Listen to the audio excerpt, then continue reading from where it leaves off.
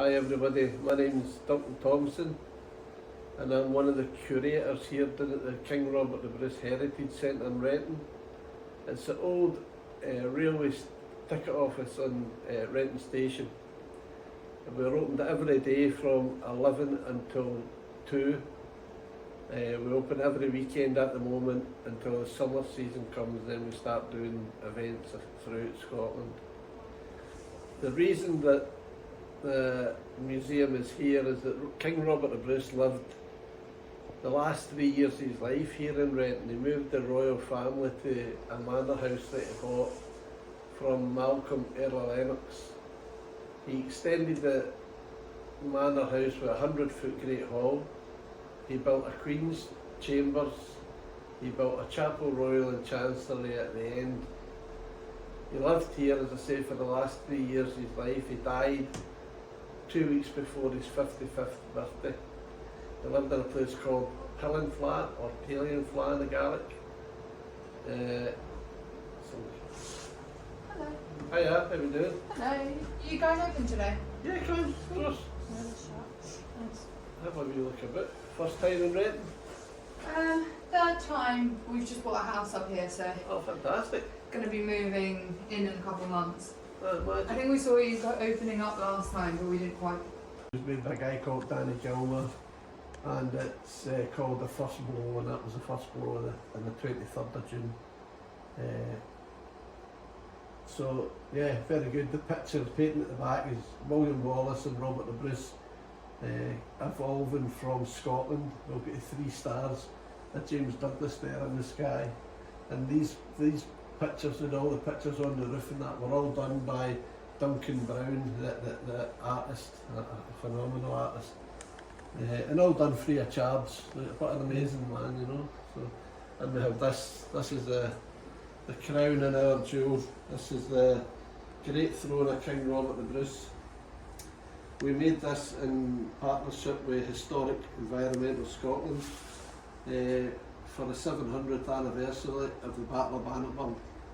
10 different types of wood throughout Scotland. There's all of wood for Jerusalem and all of wood for Teba in Spain, where Sir James Douglas was killed. There's Bruce oak, there's yew for the Wallace yew tree. We've got leather, Aston Martin leather for the Bridge of Weir Leather Company. It's just a work of art. And talking to Professor Ted Chown before he died, I was saying that maybe one that will still be in a loft or in a cellar of one of the old lords or ladies and that in Scotland. And what he told us is that he thought that we were the first people to build Robert the Bruce a throne, because although he had read about the throne on many occasions, there was never any sign that there was an actual throne. There was a concept on the Great Seal, but not the actual throne itself. He never read anything that says the throne was at, or the king took his throne to. So he says that he thought that we were the first people to actually make Robert the Bruce's great throne. So I would love to think that was the case, you know, because it is made through a tree that Robert the Bruce planted himself, you know. So this is some foundations that we found down in Dumbarton in 2009. It was an archaeologist, Fiona Baker, who found them and pointed them out to us, and we sent it away to the Lime Centre in Dunfermline, and they sent us back a report saying that it was 14th or 15th century lime mortar from a chapel or cathedral of that period. Now we know there was never a cathedral in this area, but there was a chapel royal that Robert the Bruce had built at the end of his house. So we hope that that's the foundations of the chapel royal, but we'll need to get a dig soon to determine whether that's right or wrong, you know. So that's what we're going to try and do. And this is the good Sir James Douglas, of course, who died at this village in Andalusia in Spain.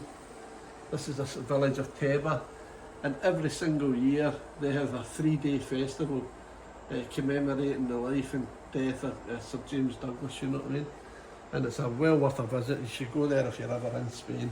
And this is the Bruce oak tree. This tree was planted by King Robert of Bruce himself 700 years ago, and it fell down. It came down of its own accord. There had been a fire lit at the back end of it for tens of years. It was 29.5 feet in circumference.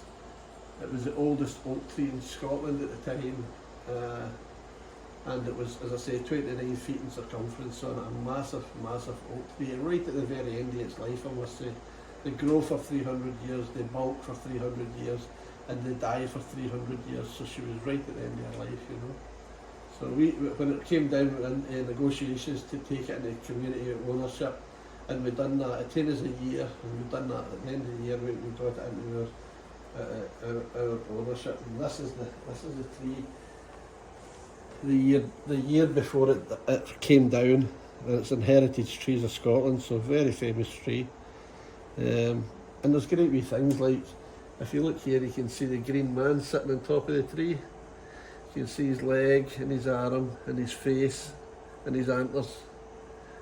And there's a guy standing here as well.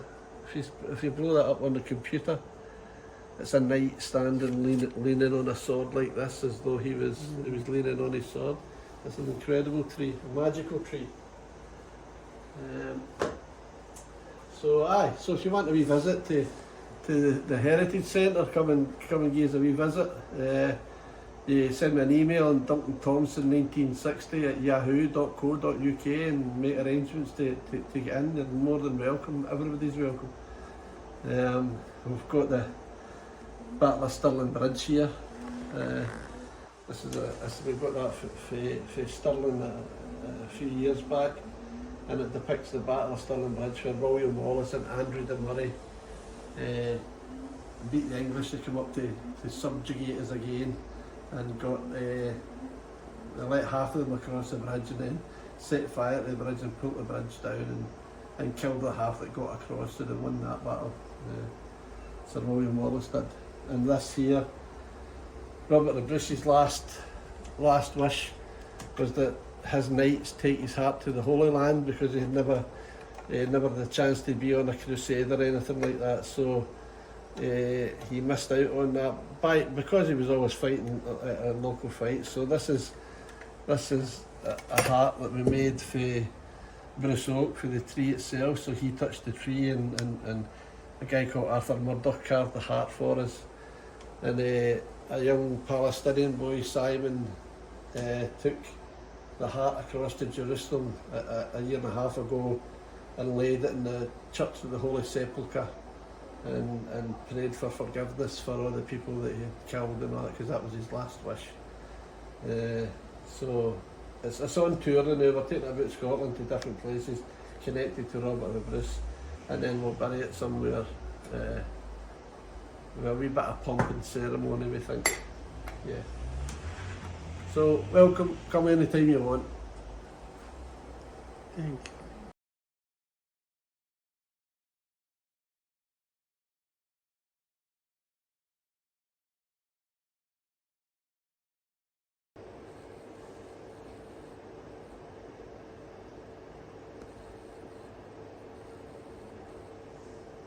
I work in the film industry. Oh, do you? Yeah. Oh, that's it. He likes his